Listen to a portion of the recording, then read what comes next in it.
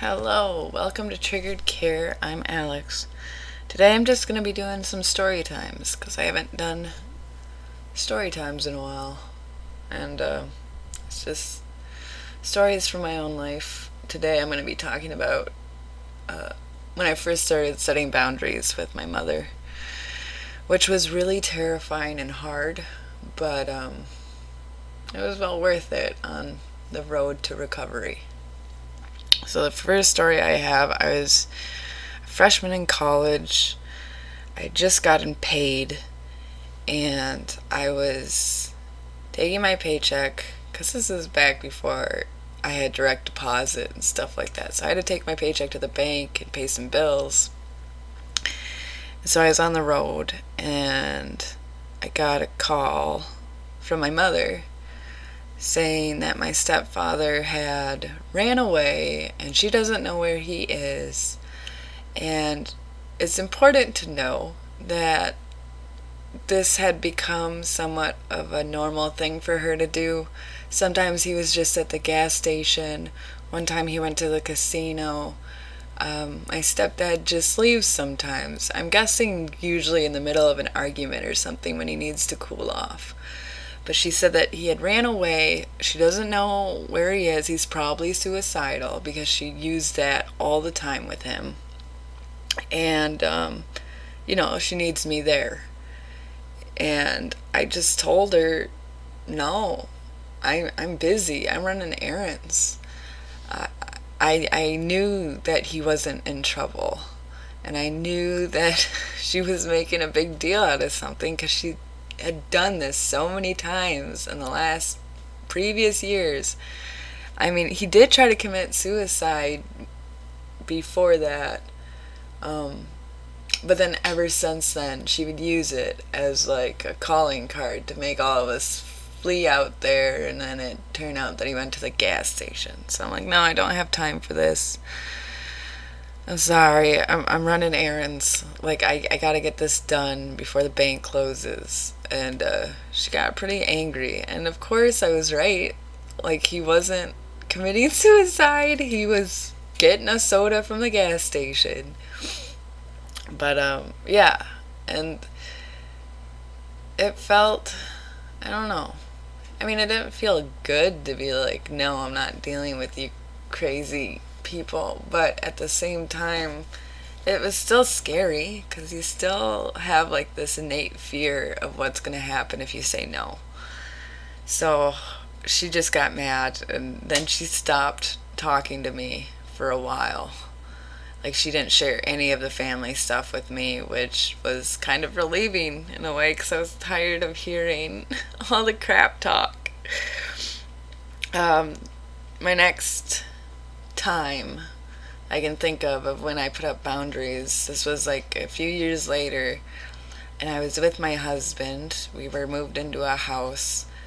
We were having a garage sale, and I set up this garage sale with my best friend, and we were having it at my place. And so we had set it up. It's Saturday, it's the middle of the day, the garage sale, I mean, it's not popping, but it's busy. And I get a text from my mother, because I go to church on Saturday nights. And so I get a text from my mother saying that she's going to stop by with the whole family. And I text her back, like, now is not a good time. Like, we're in the middle of a garage sale. People are coming by and buying stuff. I don't want to leave my best friend alone to visit with family right now. And so she messages me back that it's very apparent that I don't want to see my half-sisters and my stepfather. In those words, like it's my fault that I'm disconnected from everyone in that way. And I'm like, no, let's just reschedule. Like, let's just reschedule a visit. It just can't happen right now because I'm super busy. And yeah, and then she got mad. But when I was an adult, all she could do when she was mad is give me a silent treatment. So it wasn't even that bad of a punishment. And then I kind of got disillusioned from like all of her power that she has, because she doesn't really have much power other than just, oh, well, I won't talk to you now. It's like, okay, well, you stress me out when you talk to me anyway, so might as well enjoy that time. And then the last one was her birthday, and she was out with my stepdad. They had the girls at a youth group thingy that lasted a few hours. So my stepdad took her out, and she just ran away from him, like in the middle of going out, because he was asking her what she wanted to do. And since he didn't innately know what she wanted to do, she got mad at him and ran away from him. And then he calls me up and he's like, Alex, I'm not a bastard. I swear to God, I'm not a bastard, but I have to go pick up the girls since their youth group is going to be done soon. And I have no idea where she is. And I'm like, stepdad, of course you're not a bastard. I know that. Just go pick up the girls, you know. And my sister was staying with me because this is right after I had my baby. So my sister was helping me out, my older one. And mother had called her to come pick her up because she needed someplace to stay. And I told my husband, there's no way in hell that she's staying at my house when I have this newborn baby. I already know that she stresses me out and she triggers me out. I'm not having her around. And so he relayed that message to my sister and was like, do not bring her back here. No matter what happens, I don't care where you bring her. Just do not bring her back to this house because Alex cannot take it. I was in a weird spot where I just wanted to be with my baby, and I did not want triggers around. I did not want that energy around me. And of course that's insulting too, of course. Like it got to the point where she pretty much wanted to break off contact with me.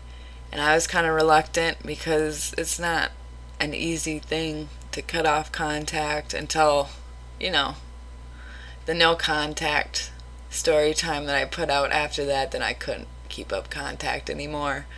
But before that, like, I had tried to remain in the family unit somewhat, even if they didn't talk to me much, even though a lot of her visits were her just silently staring at me. I still was reluctant for a good while of actually cutting that off. And so, yeah, first setting up boundaries is really hard and really terrifying. But then afterwards, you're surprised at how nice it is to not get yelled at, and how nice it is to just, and like, it's nicer having them angry at you and not talking to you than them thinking that you're friendly with them and just saying the meanest things, where it's like, this isn't very nice. You're supposed to be my mother, or you're supposed to be whoever, like your caretaker. Like, it's crazy. But yeah, setting up boundaries with toxic people is really, really intimidating. And you feel super nervous when you do it. Like, and I guess my last conversation with her was pretty blunt and honest, because I've had enough. I don't know if I've told this story or not. I'll just go through it real quick. It was a phone conversation. My little sister had come out to visit me. She was super tired. She had pulled an all-nighter the night before. I don't even remember why she came out to visit. I think she just wanted to visit with me. And so she came out there, and then she got a message or whatever from my mother saying that she had to drive all the way back to our hometown to pay some bill or something. And I could tell that she was not able to drive. Like, she was not in a place to be driving, because she was just so exhausted and she had been working. And so I told her, I'm like, you cannot drive right now. And she started freaking out, like, no, I have to give mom this money. I have to pay this off. I have to pay this off. And so I told her, I'm like, well, why don't I drive you? If this really needs to happen, or today, if there's some weird deadline or something, I will drive you. Because there's no way in hell I'm letting you leave this house under the condition you're in. You're crying. You're obviously really tired. So I start driving her. Of course, Ma calls while we're on the road. And I'm telling her that it's ridiculous because there is no deadline. She just wanted this done right away to inconvenience my sister. And so I'm like, this is ridiculous, but you know what? I'm driving her out there because she's not in the condition to drive. And my mother is like, well, then you need to stop by, give me receipts or whatever. You need to stop by here and we're going to have a big, long talk. I'm like, I will drop my sister off to go talk to you, but there's no way in hell I'm coming into that house because tensions had already been risen. Then she starts calling me names. She says that I'm insidious and that I'm poisoning people. And, she doesn't know what happened to make me this way and that I need to stop being such a pussy. And I just need to tell her, like an actual woman would, of what the problem is and all of this stuff. And she was just name calling me and provoking me. And finally I'm like, you know what my problem is that you're a bully. You're just a straight up bully. Like, you make people want to kill themselves.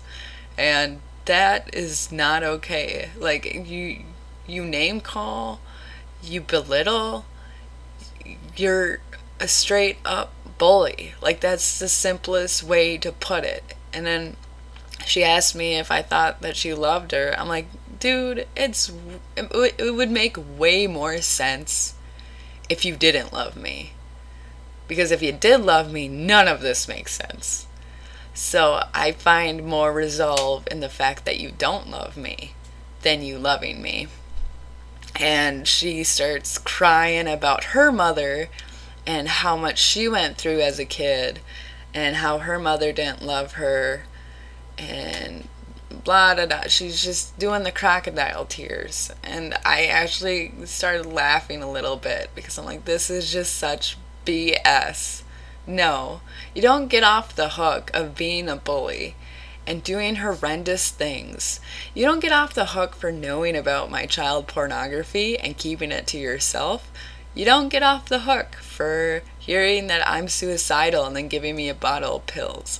You do not get off the hook for that because you cry about your own mother, which her own mother was a super sweet lady. I cannot say from her experience. Maybe she's right.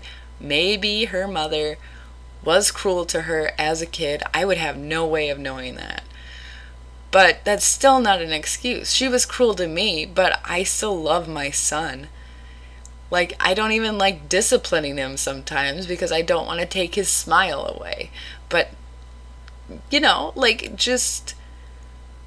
I know from experience that she does not feel towards me what I feel towards my son.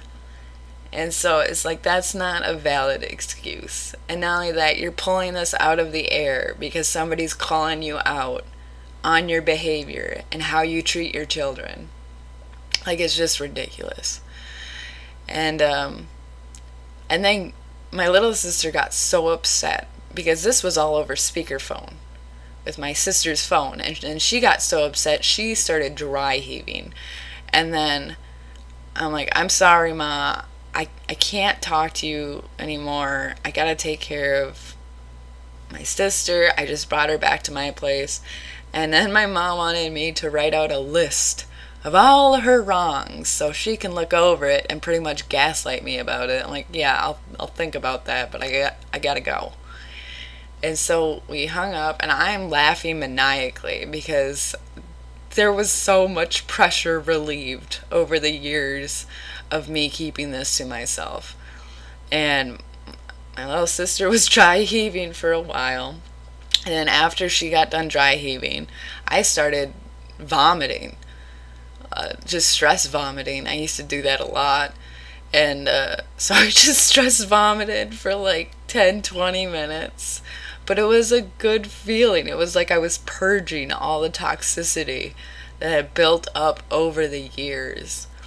And yeah, setting those boundaries and being honest is it's really terrifying, but at the same time, it's a really exhilarating thing to come out of and have relief from. Like, okay, that's not hanging over my head anymore, you know? So, yeah, this is my story time. I should end it before it turns into a half an hour long. But yeah, that was just me setting boundaries with my ma and what that was like, somewhat. I know a lot of people who are still in contact, like fully in contact with their abusers, and I know the struggle of it. I know how terrifying it is to say no to people like that, and the weird dance you gotta do in order to get your own freedom, to get your own independence, where you're not dependent on this person's viewpoint or dependent on this person's view of yourself. So hopefully this helps people know that the world really doesn't end when you say no to someone like that. You gain more independence and you gain more self-reliance of, okay, I can say no. You're not beholden to them anymore. So that's good. If you have any stories that you would like to share with me, feel free to email me. You can join the Discord and message me through there. Either Discords will work. But yeah, and then also there's the Facebook link down below, along with all my normal resources that I put down there. I hope everyone is having a good start to 2019. Have a good one.